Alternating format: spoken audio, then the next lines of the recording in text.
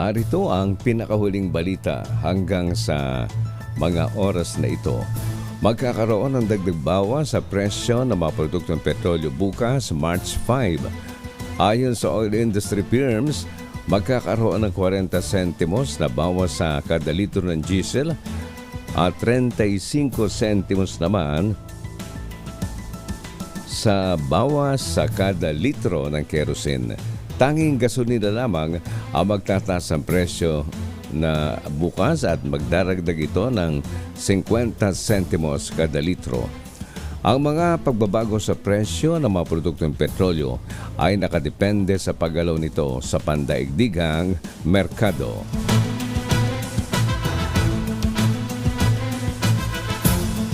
Stop harassing us. Ito ang mensahe ni Foreign Affairs Secretary Enrique Manalo sa China sa guidelines ng ASEAN-Australian Summit sa Melbourne, Australia.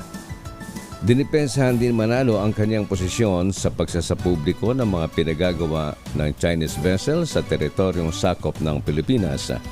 Saklaw nito ang pagdaan ng Chinese warship sa Scarborough Shoal at Bajo de Masinloc.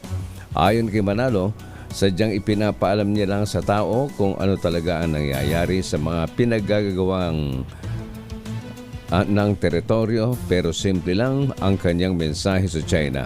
Itigil na ito. Kung titigil lang daw sana ang China sa kakapanghara sa Pilipinas, sinabi ni Manalo na wala namang mababalitang issue sa South China Sea. Mula sa DZRH News Center, ako po si Andy Verde. Tuloy-tuloy sa pagbabalita, tuloy-tuloy sa serbisyo, sama-sama tayo, Pilipino.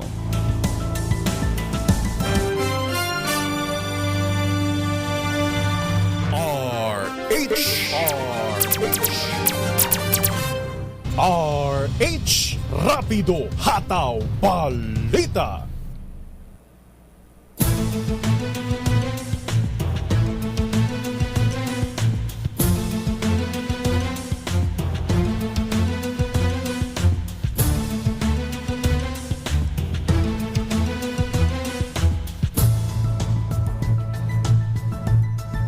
Narito ang pinakahuling balita hanggang sa mga oras na ito.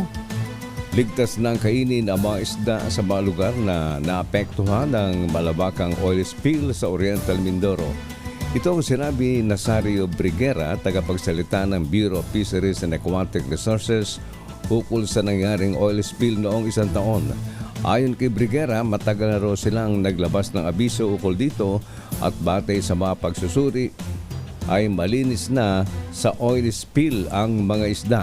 Sa katunayan, sinabi pa ng opisyal na ipinalip na nila ang fishing ban nang mapatunayang wala na senyales ng oil spill ang mga laman dagat.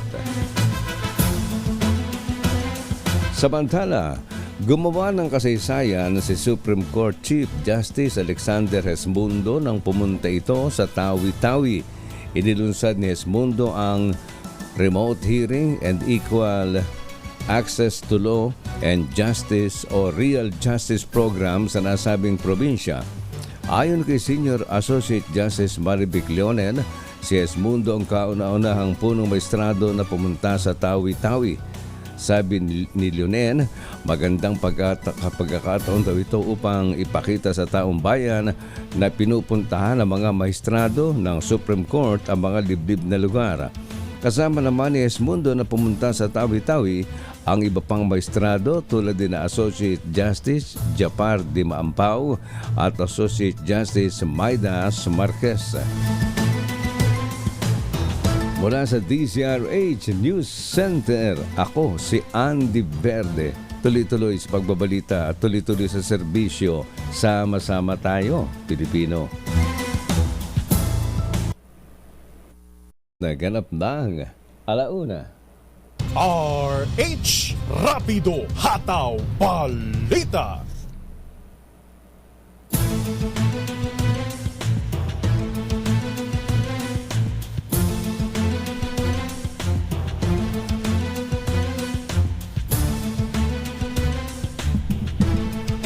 Narito ang pinakahuling balita hanggang sa mga oras na ito.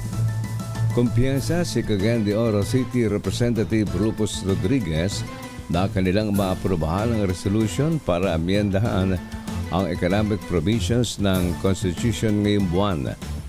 Tinutukoy ni Rodriguez na siya rin chairman ng House Committee on Constitutional Amendments ang Resolution of both Houses number 7.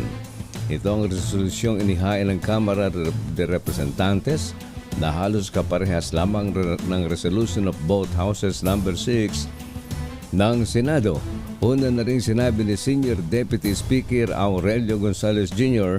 na magsasagawa ang Kamara ng 3 hearing kada linggo ukol dito para makakuha ng boto bago ang Holy Week break.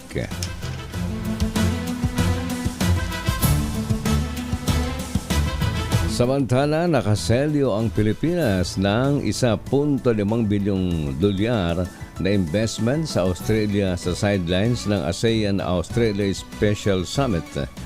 Ito ang inanunsyo ni Trade Secretary Alfredo Pascual sa Philippine Business Forum doon. Katumbas niya ito ng 14 na business agreements na lalong paigtingin ang paglago ng ekonomiya ng Pilipinas at ang pamumuhunan katuwang ang ibang bansa. Sa naturang forum, hinimok din ni Pangulong Ferdinand Marcos Jr. ang mga Australian business leader na ituring ang Pilipinas bilang reliable partner. Mula sa DZRH News Center, ako si Andy Verde. Patuloy sa pagbabalita, tuloy-tuloy sa serbisyo, sama-sama tayo, Pilipino.